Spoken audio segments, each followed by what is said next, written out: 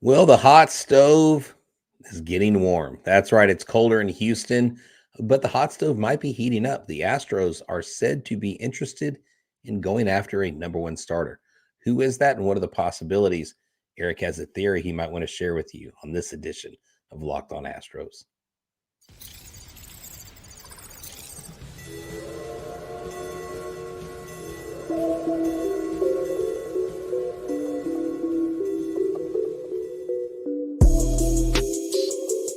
Welcome to Locked On Astros, your daily Astros podcast. Here are your hosts, Eric the Man Huysman and Brett H-Town Wheelhouse Chancey.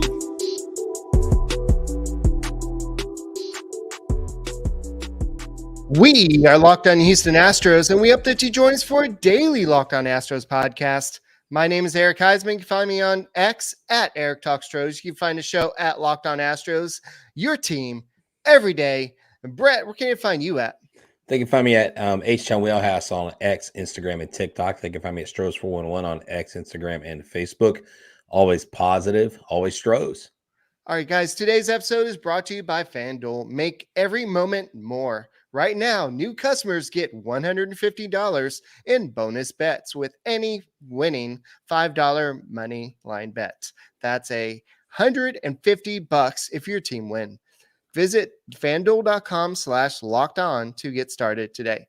And guys, thank you for making Locked On Astros podcast your first listen every day. Whether it's on YouTube, go and subscribe to us. Go and give us big fat thumbs up and go and make us your first listen on Apple, Odyssey, Spotify, wherever you listen to your podcast. Listen to the Locked On Astros podcast. Become an everydayer. Somebody listens to your podcast every day. We do our best to try to stay on top of all the news that's going around during the off season. Sometimes there's not a lot. Sometimes there is a little bit, but during this week of Thanksgiving, we are trying to find things that we are going to be thankful for. And so we'll probably talk a little bit about that towards the end, but I do want to talk about this rumor that Jon Heyman kind of threw out there today. That's not really surprising, but what's surprising is the how the Astros do it. The Astros are rumored to be at one of the teams out there trying to get a number one starter. The question is, how? They got no money. They got no prospects. So how are they going to do it? So we'll have to talk about that. Who are the options out there? And we'll also talk maybe at the end some things to be thankful for as Astros fans. No, yeah, I mean, there's definitely plenty to be thankful for as Astros fans. I mean, this is the golden era, and I don't think that we are out of the golden era, contrary to popular opinion that's floating around the internet. You know, Rangers fandom thinks that did us in, and I'm sorry, that is not the case. We got Joe Espada. I'm excited about this next season, Eric, and I think we're going to see some good things out of Hunter Brown this year. That's who I'm fully expecting to shine. I'm looking for Framber to get refocused and have a bounce back year. And I think this offense is going to just be firing on all cylinders with Yainer Diaz. But the Astros are targeting a number one starter. Now, the tough part of this part of the year, not season, but this part of the offseason is how do you temper your excitement, your enthusiasm, or your fears when you hear rumors about your team? Like, for instance, the Astros are in on a number one starter. My first thought is, we don't really have that much room to wiggle. And, Papa Crane has not really been willing to go over that CBT threshold. And if he's going to do it, I'll have to have him do it before I believe. I have to see it in order to believe it. So what are the Astros going to do? I mean, there are names out there. There are possibilities we can go get. But I think the guys that we're going to go get probably have a year or two left. It's going to require a trade. You're going to have to give up something to get something. And is the cost of giving up too much? That's my fear. Someone like Tyler Glasnow, I think he's glass. Someone in here said he's Lance McCullers 2.0. I agree with that. I'm not a Glasnow fan. I was 2-3 years ago. But dude is wrecked. And another thing for teams to be thinking about with Shohei Ohtani, has he had more than one Tommy John surgery? I think he might have had one before he came over to the United States, but Okay. there are So some questions of whether he's even going to pitch anymore after this. So yeah. So anyways, so me going into this, okay, tell me, what are we going to do? How are we going to do it? before we get into this, I do want to address the fact that Brad Ausmus was hired today to be the Yankees bench coach. And so now he will get that experience that he needs to become the manager. I think that we know that he interviewed to be the Astros manager twice, interviewed to be the Astros GM once. So now this is his chance to get out there and get some experience. So do I think he's become an Astros manager someday? No, I don't think so. But this is a good step in the right direction for him to get that, get some more. I know he was a manager before, but this kind of gets him back in the game, get some more experience, and especially working in a market like New York, especially with the Yankees. Him and Aaron Boone, that's going to be an interesting situation for them to be working on. But so I read a report today. The kind of the whole thing for today's show is I read a report that this is from Robert Murray. He said that there is a 99.9% chance the Rays trade Tyler Glasnow this offseason. And so basically, um, a lot of people think that Glasnow can be traded. And so the one thing is that he has missed a lot of time. He has a dynamic arm. When he's in there, he can throw up to 100 miles per hour. He can strike people out left and right. He could be the ace that you need. But last year, he made $5.6 million, something like that. The Rays, I guess they did an extension or something. They did a 2-year deal where it was a huge backloaded deal where it was $25 million for this next year. So a lot of teams are be looking at this like, yeah, that's a lot of money to pay for Glass now. But at the same time, what if he's healthy? What if he can be out there?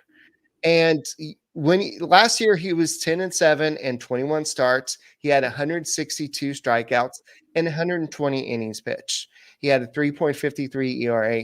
And so that was with the pitch clock. And so his ERA was a little bit lower than his career, 3.89. So I think that he can be that ace you need. So here's what I think the Astros can do. They can take on the money. They will have to decide to go over the luxury tax threshold. And that's something that Jim Crane's going to have to do.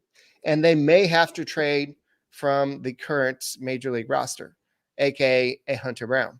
They may have to make that decision, or somebody like a JP France or somebody like that, because the Rays are going to want some. They're not stupid. They don't want to pay $25 million for Glasnow, but at the same time, they don't want to just give them away for nothing. So they don't want to give them away for prospects down the road, because their window for winning is still active. They still feel like they have a chance. So if the Astros go ahead and take on the entire $25 million, then I think you can probably get him for a relatively. Okay. So I'm sitting here looking at the numbers while you're talking.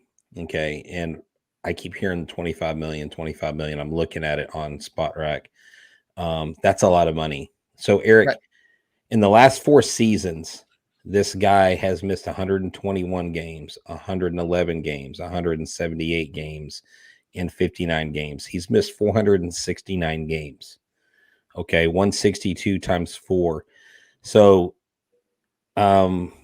he's only played in 179 of the 600 plus games that the Rays have played. I'm not paying a guy that's played one full season plus 19 games, 179 games. He's been active, not injured in 4 years. I'm not giving him $2 million. Glasnow's not coming here for me. I'm not paying him. I got Lance McCullers. I just paid a 5-year, $85 million deal too, and I'm still not seeing a return on that investment. I don't know why you would bring in another investment like him. you say if he is injury free. He has not, like he had an oblique strain this last year. Tommy John the year before, elbow the year before, arm the year before. In 2016, before he even got to the majors, a shoulder, he missed 36 games. So this guy has literally spent 505 games injured.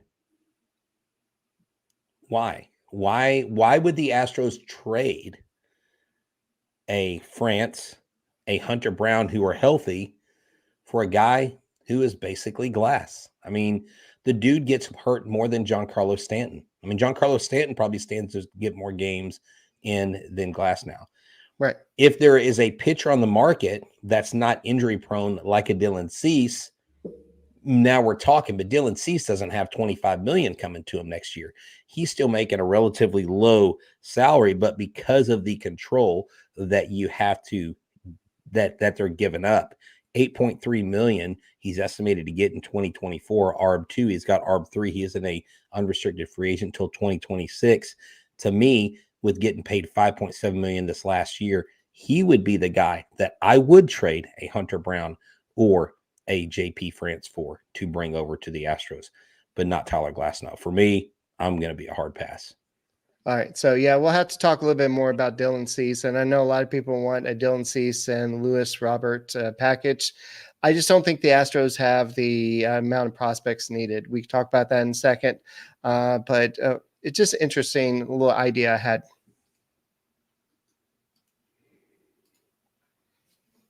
All right, and this episode is brought to you by FanDuel. It is America's #1 sports book. Let me tell you, this next week, week 12, we got some money line talk to you about, because the Texans have a huge game against the Jaguars. If they can sweep the Jaguars, they put themselves squarely in place to win the AFC South. The money line for the Texans is -102. So look, if you go right now and you invest in taking time and going to FanDuel, you are going to get some money back. Here's the deal. New customers get $150 in bonus bets with any $5 money line bet. So bet for the Texans, bet that money line, and you'll get $150 back. That's right. If you've been thinking about it, why wait? I don't know. You need to just go ahead and get the app. It's easy to use. They have spreads, player props, over-unders, and so much more. So make sure you visit FanDuel.com/lockedon and kick off the NFL season, because FanDuel is the official partner of the NFL. Locked On has launched the first ever national sports 24/7 streaming channel, and it's called Locked On Sports Today. And it's here for you, 24/7 coverage of all the top stories of the day with local experts of Locked On Sport, plus our national shows covering every league. Go to Locked On Sports Today on YouTube and subscribe to the first ever national sports 24/7 streaming channel.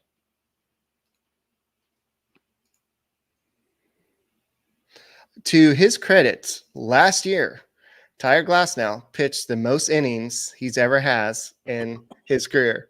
That's great. That's great. Innings. Hey, that's great. I mean, good for you, Tyler. But I'm still looking at that 505 games that you have not played, and he's getting older. When players get older, they don't get healthier. They struggle with staying in shape. And you know what? I may be wrong, and Tyler may go on and have the next 4 or 5 years. But if I'm the GM, if I'm writing the checks for the team, I am not writing the check for that guy. I've already got a guy, Lance McCullers Jr., who's taken up way too much space on the cap for not doing. He's not even back till halfway through the season. He's too busy opening up coffee shops in Minute Maid. He's not on the field helping out. So sorry.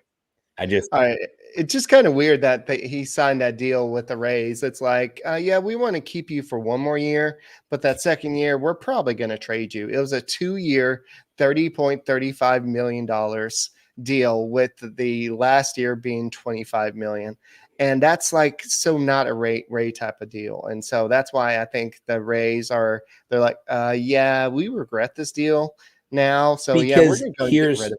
Here's the thing, Eric. Ask yourself this. If the Rays really thought that Tyler Glasnow could be a viable option for them, why on earth are they trading him? Mm-hmm. Why? It's a money thing. They'll say that. No, it's an injury thing. It's the same reason why the Mets got rid of Jacob deGrom. It's a reason why deGrom walked and went to Texas, because Texas paid him. The Mets were not willing to pay him. And Texas thinks they're going to get this deGrom back, and he's going to be healthy, and he's going to pitch a lot. It's yet to be seen. deGrom's probably not going to pitch as much as they want him to. It's just some players, it's unfortunate, because Tyler Glasnow, a great talent. He's very talented. He's a good kid. Jacob deGrom, good guy. But I just, it's just like you're sinking millions of dollars into these players. I need you to perform. I need you to at least be able to walk onto the field and perform your duties as noticed in the contract. I don't think it says you have to pitch so many innings, but I know what you mean. It was rumored. No, they do that. They put innings on them. They want. Well, I know for like, I know for like certain pitchers that have had health issues, you do have to, if you get a bonus if you pitch this much. But there were reports earlier this offseason that the White Sox are looking to deal Dylan Cease and Luis Robert for the right package. And I know that they won at the past trade deadline. They said that it would take an enormously large package to get those two players. I think it still would. And I know a lot of people want the Astros to go out there and do that. And I think there's some rumors earlier in the offseason that the Astros are still trying to do that. I mean, it would kill two birds with one stone if you get another starting pitcher and get a center fielder with Robert's ability. I just don't know if the Astros have the package to. Well, get that I don't think you have to package. I don't know why why do you have? They're not attached at the hip. They're not a one. I know. It's not a both and. It could be either or. It could be either Dylan Cease or Luis Robert. I mean, at the end of the day, I want Dylan Cease. I think Dylan Cease could absolutely thrive in this. I mean, can you imagine having him a healthy Verlander, a Framber Valdez who is determined to come back and prove everybody wrong, and a Christian Javier who is teaming to continue to just be better, and then a JP France and a Hunter Brown who still have a lot to prove. I mean, that right there, plus with Luis Garcia is going to come back, and all that stuff is said about Lance McCullers. I'm just frustrated that he's not on the field. When he comes back, we need Lance McCullers to be the 24 strikes in a row Lance McCullers from 2017. Like, we need that version of Lance. When you have all those pitchers, you bring in Dylan Cease in that, the Astros automatically get catapulted to the favorites next year to take the AL. I mean, sorry, Rangers, that would seal the deal for me with this lineup. And then you have Max Scherzer basically telling Shohei Ohtani, it's not about money, dude. Come to where you can win, and you can win a World Series with the Texas I love Rangers. that. No, that was smart, dude. Scherzer with the Mad Max with the common sense there. But dude, he wants that $500 million contract. He cares about the money. Yeah. So I know that last year, if you look at what Dylan Cease did, he didn't have his best season. He still had 214 strikeouts and 177 innings pitched. His ERA was 4.58. But that White Sox team was a mess. It was the disaster of a team, especially after Jose Abreu left, and he had some choice words with the organization, not necessarily the team, but just with the organization itself. And so I think what you're seeing is the White Sox are going through this rebuilding process. And so they've got some big trade chips in Dylan Cease and Luis Robert. So they're going to try to get the best pieces that they can for their mufflers. I go back to that old Meineke commercials. I thought we were doing I was looking for the ad read. I'm like, wait, are we doing No, are we doing another auto parts read? No, I don't know why that came in my mind, but can you believe that Dylan Cease has only been in the league for 5 years? He's 43 and 35. He has a career 3.83 ERA. His highest ERA in the season was his rookie year with a 5.79. His second highest was last year at 4.58. The rest of it was 4.01, 3.91. And 2022 was his best season at 2020. But at the same time, the most innings he's ever pitched is 184. He's dealt with injuries throughout his career as well. And so he's not necessarily as safe a bet as somebody like Aaron Nola is. Yeah, look, at the end of the day, guys like Colin McHugh are not being re-signed by the Braves. I mean, you've got some budget arms that you could go out and get. I don't know that Colin McHugh, I guess he would be more of a relief pitcher option, but like, do the Astros really? I mean, if they need a number one starter, I just don't see how they're going to go get one. I mean, unless they're going to pay one that's a free agent. Unless they're going to pay someone that's a free agent, they're going to pay money. Someone mentioned Corbin Burns. There are people out there. You saw Kyle Gibson went to the Cardinals, right? Yeah. But what's funny, one of the Phillies podcasts and who actually retweeted one of our shows earlier just put a video of Kyle Gibson pitching for the Phillies, giving up 4 straight home runs to the Cardinals in Philadelphia. So I thought that was a pretty interesting spin on a tweet there from those guys, or an X, or whatever we're calling it now. But I just don't know what Jim Crane's going to do.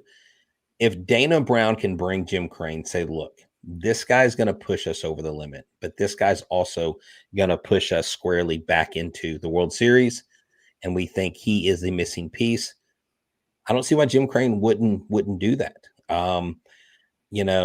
Is there anybody that has 1 year left that maybe you get him 1 year, you max him out, and of course he goes on somewhere else.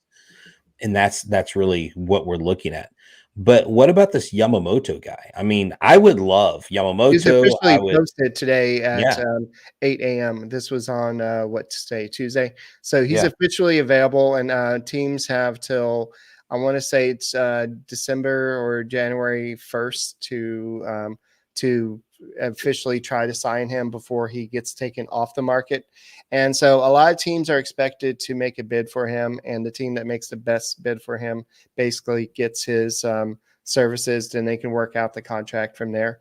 But they're basically bidding to basically buy them, and also they're trying to get him to want to play for them as well. So this is a guy that has a lot of stuff, but some people are questioning whether he is a number one starter. He's a good pitcher, but is he good enough to be a number one starter? But with the Astros, you already have Framber Valdez. You already have Justin Verlander. You have JP France, who is emerging, not a ace, but he's at least a number 3 starter on this team. And you have a whole bunch of people coming back. So do you really need to go all out there? If you're looking at free agents, Brett, I would say Sonny Gray and Jordan Montgomery would be top of my list, because Jordan Montgomery did some great things with the Rangers, and he's the team that was the Astros kryptonite. And if it wasn't for him, the Astros could have gone to the World Series. But that's the guy I wanted at the trade deadline. Do you remember those shows where I'm like, the Astros need to go get Jordan Montgomery? Forget everybody else. This is the guy they need to go get. Now, someone was asking me, they were like, are we judging Jordan Montgomery on what he did in the postseason, or what he can do over a full season and hopefully replicate what he did in the postseason? Like, are we putting this all on 1 or 2 games in the postseason? I'm like, I don't know. He looked pretty dominant to me. He looked pretty good down the stretch. I just think that his price tag is going to be a multi-year deal, and it's going to price the Astros out, especially if you are having to look at extending Altuve, the possibility of extending Bregman, which it sounds like they're probably not going to get that deal done, extending Kyle Tucker. And let me just dispel this rumors. Look, someone that I know tweeted a picture that Kyle Tucker put of him in Tampa Bay walking on the beach with his back to the camera. It means absolutely nothing. Do not fall for that stuff. Michael Schwab was having fun with Astros Twitter, and I know Michael, sometimes he does this, but there's nothing to be read into. If you go to every Instagram post, you're going to think a player is saying something cryptically. That's simply not the case. Of course, these players do things sometimes because they know people talk about them. I mean, that's how they stay relevant in the offseason. But Kyle Tucker just posted a picture of him. He's like just playing in the sand. And no, he wasn't in Galveston. If you thought that sandy beach was Galveston, you obviously have not been to Galveston. It was clearly a Florida beach, but I digress. I would love for us to explore the Japanese market, whether it's a pitcher, whether it's a hitter, because that's an area that the Astros haven't gone into really at all as Right. as an organization. And we have a huge, I mean, we are such a diverse city. We've got massive populations that are from places like Japan, from Korea, and that would be huge for them because when Shohei Ohtani comes to town, our stands fill up with people coming in town just to see Shohei Ohtani. And most of these people that I see in our stadium, a lot of them are Japanese people. Right. And I mean, he is a hero to them, as he should. I mean, it's just like if you're from the Dominican Republic and you see someone from the DR playing, I mean, it's just that pride. And I would love for Crane to dip into one of these Asian markets because I think the Astros are the team. I mean, we're in the midst of this great run. Why not bring someone in? I mean, Crane's going to be building this big facility. He's going to have all this fan interaction stuff. Bring in a big name. You're not going to sign Ohtani, but bring in one of these Japanese players. Why not? Why not sign Ohtani? I mean, Well, I mean, hey, dude, I'm all for it. I'm I was trying all to be for it. positive, But yeah. the problem is you would seriously hamper the future of this franchise because he's going to take about 520 something million to sign him. And hey, I'll tell him the same thing Scherzer told him. Hey, it's not about money. You come to Texas, it's tax free, baby. So take this salary and like take what you would get in Philadelphia and add about 10 or 15 million per year to it and just come here for less because you would lose it there in Philly anyway. So come hang out with us, Shohei. We'll take you to Kobo's Q with us. How's that? All right. So I do not want y'all to start throwing stuff at Eric Huysman here, but so the Blue Jays are reportedly open to trading Alec Manoa. And this is a guy that had a great season. I thought you were going to say Bo Bichette. No. And then last year, everything just fell apart. And he got stuck in the minor leagues and things just didn't look very good for him. So he could be a buy low option where you can try to fix him, try to like maybe put some new paint on him, maybe give him a new muffler. I follow this. What is up with are you trying to do a cryptic? Do you have a friend that has an auto parts shop that you're not telling us about? He could. So I follow this guy. I can't remember his name on Instagram. He does wraps. Like I can sit down for like 30 minutes and watch a dude put wraps on vehicles. I don't know why it's intriguing, but it absolutely blows my mind. Maybe you just get him a wrap and maybe he doesn't look like Alec Manoa. Maybe he looks more like The Rock, Just him like Jordan Montgomery. There you go. Yeah, exactly. I don't know, Eric. I don't know. I saw, I believe it was one of the guys from 97.5 talked about trading Jake Myers for him. And I got in it was actually Mr. Branham, and we got into a back and forth. And he asked me, did you hate Vernon Maxwell? I'm like, that has nothing to do with this. And so we had this great back and forth conversation. Got some pretty heated people in there just randomly jumping in the conversation, but only if Alec Manoa could be fixed and only if Alec Manoa could return to all-star form. The problem I have with him, Eric, is he absolutely quit on his team. Right. I don't know why he quit on his team, but before that, he had some pretty, stupid things to say about different players in Major League Baseball. And so is he the right guy to bring into the clubhouse? If he can mentally stay focused, I mean, we already got a pitcher in Framber who really was up and down psychologically. Javier can crater at times. Do we need more? I'm just looking at the big picture. If he can be healthy, if he can fix this crap mentally, if he return to all-star form, yes, why not bring him on? He could be great. But if he has any of those things in there, I don't know. I mean, it's not a bad idea, Eric. It's not a bad idea. Manoa is only 25. He entered the season with career ERA of 2.60 through 308 innings, but he struggled this year with a 5.87 ERA. Somebody put in the chat that the Astros sent him down to the minor leagues. Yes, the Astros pounded him in that one game, but he's under team control through the 2027 season. So what if the Astros said, hey, Blue Jays, do you want Jake Myers? And we'll take Alec Manoa. How about Jake Myers, Alex Bregman? Listen, hold on. Jake Myers, Alex Bregman, and JP France for Bo Bichette and Alec Manoa. Don't you replace your third baseman with you can put Bo Bichette at third? Yeah. I'm just saying. I mean, that's the only way something like that would work. You would have to, but I don't know. I mean, look, and the reason why I bring up Bo Bichette is because it's out there that the Cubs are talking to the Blue Jays about getting Bo Bichette in a trade. And so it's going to be quite a haul. It's going to take a lot more than what I mentioned to get Bo Bichette. But if you're not going to re-sign Alex Bregman, I mean, why not? Yeah, and Shalonda goes, I mean, Brett, look, I'm not saying I want to trade Alex. I love Alex Bregman. I want him to be an Astro the rest of his life.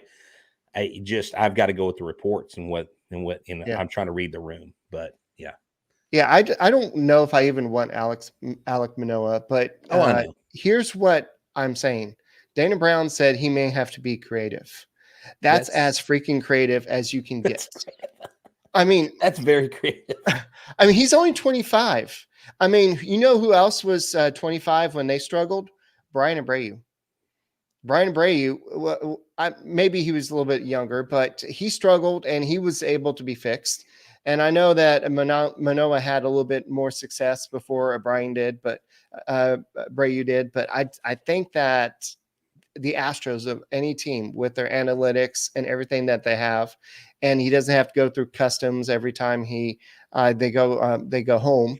I think that would be a lot better for Manoa. But do I say I want him? No, but that's just a way to be creative. And that's one of the things that we're thankful for on this podcast is we have the ability during the offseason to say what we're thankful for. And Brett, I'm thankful for you and you coming on for Locked On Astros podcast. I'm thankful for all our listeners for making us your daily listen. And I'm thankful for the Astros. I mean, this is our team that we've rooted for since we've been kids. And it's more than just a passion, just something that we do in our spare time. This is just what we love to do. Any things you're thankful for real quick, Brett? Yes, I'm thankful for the corporate sponsorship of Waste Management and the trash cans that we've been able to utilize to help win World Series. I'm thankful to the Dodgers for trading us Yordan Alvarez. Thank you very much. I'm thankful for Kyle Schwarber's bunt attempt in Game 6 of the World Series.